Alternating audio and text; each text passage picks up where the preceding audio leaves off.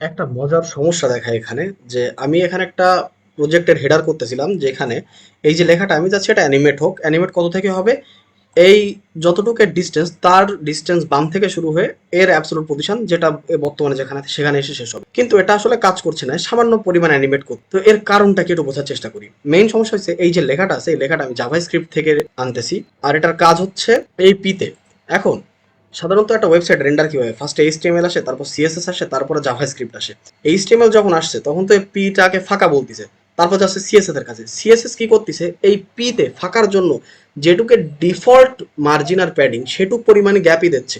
এই কারণে এইটুক হচ্ছে, আর লাস্টে যে আমাদের কি হচ্ছে, এই লেখাটা রেন্ডার হচ্ছে। এই কারণে আমাদের শুধুমাত্র ওই অল্প পরিমাণ মার্জিন প্যাডিং এর জায়গাটুকু অ্যানিমেট হচ্ছে। এটা করার জন্য আমাদের কি করতে হবে, টোটালি এই লাইনটা আমরা মুছে দেবো।